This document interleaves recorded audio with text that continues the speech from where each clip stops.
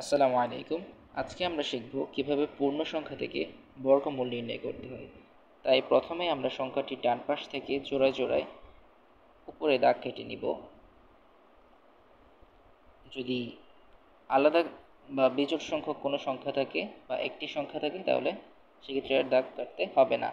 এরপর আমরা ডান পাশে আরেকটি দাগ কেটে নেব।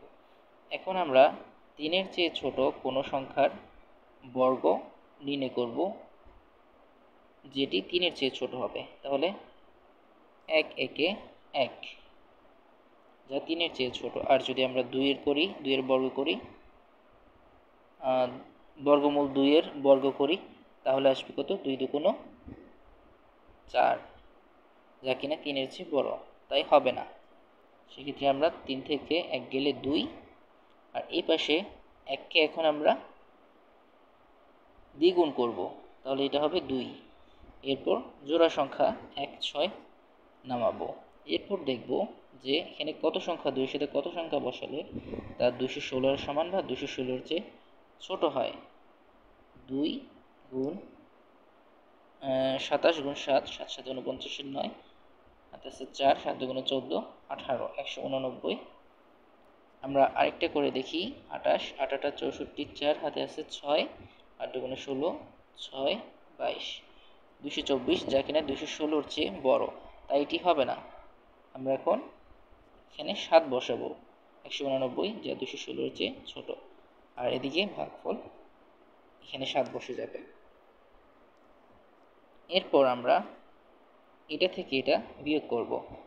16 থেকে 9 গেলে 7, এখানে আসছে 1, 9, 11 থেকে 9 গেলে 2।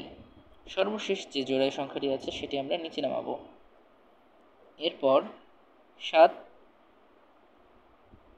পূর্বের 1-এর মতো দ্বিগুণ হয়ে যাবে। 7 দুগুণ 14, 14 এর 4, হাতে আছে 1, 2 আর 1 3।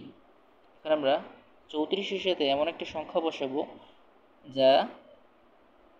যার সাথে গুণ করলে এর গুণফল 2784 এর সমান হবে বা এর চেয়ে ছোট হবে।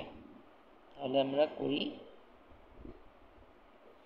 8 8 64, 4 হাতে আছে 6, 4 32, 6 38 এর 8, হাতে আছে 3, 3 8 24, 3 27। তাহলে আমাদের হয়ে যাচ্ছে 8 বসালে। তাহলে বলা যায় যে সুতরাং 31684 সংখ্যাটির বর্গমূল হলো